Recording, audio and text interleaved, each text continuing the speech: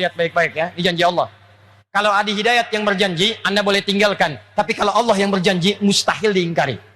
Kata Allah, kalau ada orang mengerjakan amalan sebelum tiba dipanggil, apalagi dia bangun tahajud sebelum subuh, saya berikan 4 kemuliaan yang tidak pernah saya berikan pada orang selainnya. Subuh 4:07, Anda bangun jam 3, tahajud, istighfar, Anda dijamin oleh Allah saya berikan 4 keistimewaan yang tidak saya berikan walaupun kepada orang yang sholat tepat waktu, sholatnya khusyuk, tapi nggak tahajud, nggak akan dikasih oleh Allah 4 hal ini. 1, lihat ini. Dan amalan ini nggak pernah ditinggalkan oleh para sahabat, baik yang birokrat, baik yang diplomat, juga para pengusaha. Perhatikan amalannya. Wa minal laili fatahajjad bih. Di antara sementara malam sebelum subuh bangun, tunaikan tahajud. Kalau Anda tunaikan tahajud, saya berikan 4 hal kata Allah. 1, asa ayyab'atsaka rabbuka maqaman mahmuda. Orang yang rajin tahajud, maka karirnya akan saya angkat, saya tempatkan di tempat pekerjaan yang lebih mulia.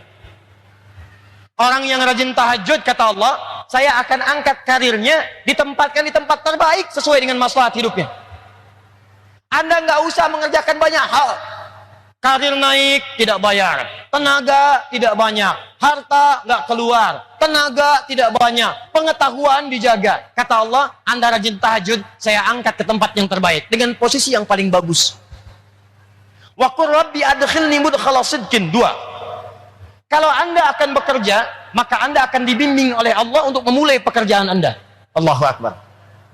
Mau masuk kantor, tiba-tiba di jalan ada kecelakaan. Sebelum lewat, tiba-tiba hati Anda dipalingkan. Jangan lewat situ, lewat yang ke sini. Sebelum masuk kantor, tiba-tiba ada kemacetan. Tiba-tiba ada informasi, Pak, jangan ke situ. Bapak lewat sana saja, jalannya lebih mudah, tidak ada macet. Siapa yang menggerakkan orang itu? Allah. 3. Wa akhrijni mukhraja sidqin. Anda punya kesulitan, langsung dibimbing oleh Allah keluar dari kesulitan itu. 4. Ini yang hebat. Waj'alni min ladunka sultanan nasira. Kalau di pekerjaan Anda, di karir Anda ada yang jahil, ingin menyingkirkan Anda, menyungkurkan Anda, ingin bahkan maaf ya maaf sekali, maaf, mencelakai Anda, maka yang pertama menolong Allah langsung yang memberikan pertolongan tanpa perantara siapapun. Ayat ini turun itu saat Nabi dikepung oleh 100 pemuda pasukan khusus dengan pedang terhunus, yang kalau bahasa kita sekarang, angkatan darat punya kopassusnya, angkatan laut punya denjakanya, kemudian angkatan udara punya paskasnya. Itu 100 orang pasukan khusus, pedang terhunus. Kata sejarawan, binatang lewat walaupun lalat ketahuan. Ayat ini turun, apa yang terjadi? Allah, cuma 3 orang, Nabi sallallahu alaihi wasallam, Abu Bakar As-Siddiq radhiyallahu taala anhu, 3 Ali bin Abi Thalib. Kata Nabi pada Ali, ini Ali pemuda taat, rajin salat malam, dekat dengan Nabi. Ketaatannya dari Nabi gak pernah dibantah. Ali, kamu tidur di tempat tidur saya. Tempat tidur itu sasaran 100 pemuda, pedang terhunus, taruhannya nyawa. Tapi Ali mengatakan, bala ya Rasulullah, siap bertaruh dengan nyawanya. Tidak pernah terdengar dalam kitab sejarah Ali protes. Jangan saya Rasulullah, Abu Bakar aja yang tuaan dikit. Nah, Abu Bakar, temani saya hijrah, siap ya Rasulullah. Temani saya hijrah, siap ya Rasulullah. Begitu akan berangkat, lihat turun ayat tadi. Begitu turun, waj'alni min ladunka sultanan nasira. Ditambah surat Yasin. Ditutup kemudian maaf pandangan mereka semua. 100 pemuda dibuat ngantuk, Nabi lenggok saja keluar tanpa pernah disadari oleh 100 orang itu. Dilindungi oleh Allah, dibebaskan bahkan dari jebakan-jebakan yang siap menghimpit beliau sallallahu alaihi wasallam. Apa amalan beliau sampai-sampai kemudian dijaga oleh Allah? Kata para ulama, bukan sekedar beliau nabi, tapi tingkat ketakwaannya kepada Allah begitu luar biasa. Buka hadis riwayat Al-Bukhari, nomor hadis 2008. Bagaimana tingkat tahajud Nabi kepada Allah Subhanahu wa taala. Datang 3 orang sahabat, namanya 1 Abdullah bin Mas'ud radhiyallahu taala anhu, 2 Hudzaifah Al-Yamani radhiyallahu taala anhu, 3 Ubay bin Ka'ab radhiyallahu taala anhu. Datang semua pada Sayyidah Aisyah bertanya tentang cara tahajud Nabi sallallahu alaihi wasallam. Sa'alu Sayyidata Aisyah radhiyallahu taala anha, kaifa kanat salatun Nabi sallallahu alaihi wasallam? Kata Sayyidah Aisyah, la tas'al an husnihinna wa tulihinna. Tolong jangan ditanya bagaimana panjang dan bagusnya salat Nabi. Saya aja pernah tiduran, begitu malam tidur tangan saya bergerak kena kaki Nabi sedang salat. Tuh Anda bayangkan. Ini pemimpin, kalau sedekah 100 unta, kalau infak tak terkira, kalau emas segera dibagi, di riwayatnya bahkan di riwayat sahabat Ibnu Abbas, Nabi itu kalau sedekah nggak terkalahkan oleh sahabat-sahabat yang lainnya. Tapi kalau istirahat di rumahnya, kata Sayyidah Aisyah, saya tidur, tangan saya bergerak, terkena kaki suami saya. Saya tanya pada Anda, kalau ada seorang istri tidur, kemudian bergerak, tangannya kena kaki suami, itu tandanya ruangannya sempit atau luas? Sempit atau luas? Bukan cuma sempit, RS7. Ruangan sangat sempit sekali sehingga selonjoran saja susah.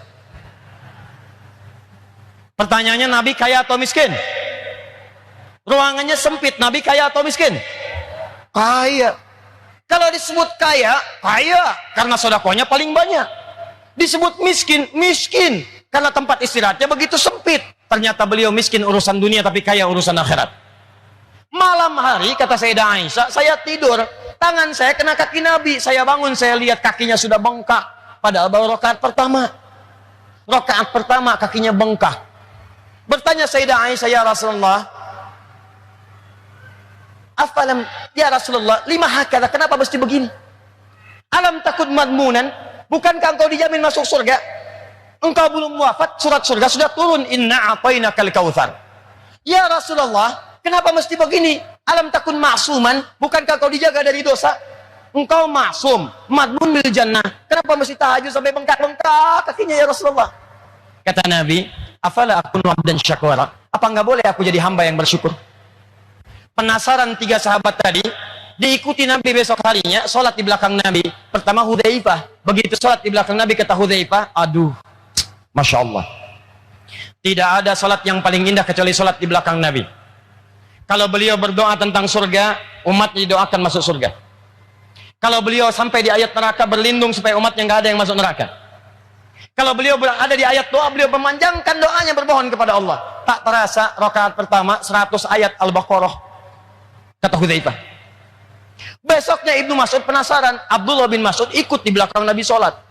Kata Ibnu Mas'ud besoknya, benar, tidak ada yang paling indah kecuali sholat di belakang Nabi. Saya kira 100 ayat akan ruku, ternyata diselesaikan Al-Baqarah 286 ayat. Rakaat pertama. Saya kira ruku, nyambung ke Ali Imran 200 ayat. Saya kira ruku, nyambung ke An-Nisa 176 ayat. Baru kemudian ruku. Rakaat pertama 5 juz 4 halaman. Nabi. Besoknya 3 orang ini gak ikutan lagi. Bukan karena capek. Kata Ibnu Mas'ud, saya itu selalu meniru di mana Nabi akan ruku. Saya menduga-duga untuk meniru dan mempraktekkan. Kayaknya sekarang ruku, bukan. Kayaknya sekarang, bukan. Kayaknya sekarang, bukan. Daripada saya banyak menebak, lebih baik saya sholat sendirian aja. Nanti baca kitabnya Imam An-Nawawi itu, ya, di At-Tibyan, halaman 37, paling kanan sebelah atas. Baris 1 sampai 3 tuh disebutkan. Kata Imam An-Nawawi, sepeninggal Nabi, Utsman bin Affan, Tamim Ad-Dari, Abdurrahman bin Auf, orang-orang kaya yang asetnya sekarang masih ada, itu tidak pernah meninggalkan tahajud. Sekali tahajud, khatam Al-Quran dalam tahajudnya. Nah itu Nabi. Bagaimana Nabi dijaga oleh Allah, dibebaskan dari kejaran 100 pemuda tadi, dilindungi oleh Allah, disayang oleh Allah. Apa amalannya? Jangan dikira Nabi yang dijamin surga ini, surganya tingkat tinggi, Firdaus, tidak ada hisab, orangnya al-amin, masuk langsung ke surga. Apa dikira di dunia tidak beramal? Tidak. Tahajudnya sampai bengkak kakinya. Saya tanya pada antum, siapa yang pengen masuk surga Firdaus? Angkat tangan. Yang pengen masuk surga Firdaus, angkat tangan. Dah, turun. Bersama Nabi. Bersama Nabi. Angkat tangan. Ah, turun. Siapa yang pengen ke surga tanpa hisab? Angkat tangan. Ah, turun. Sekarang balik. Siapa yang nggak punya dosa? Angkat tangan. Siapa yang dosanya dikit? Angkat tangan. Siapa yang dosanya banyak? Angkat tangan. Ah, ulang. Siapa yang dosanya banyak? Angkat tangan.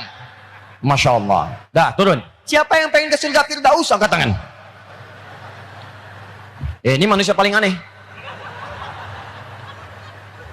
Pengen ke surga Firdaus, modalnya dosa banyak. Nabi kita aja yang surga Firdaus masuk tanpa hisab, ngerjain tahajud, kaki sampai bengkak. Ente pengen ke surga, yang bangun matanya yang bengkak, kaki biasa-biasa. Di mana logikanya?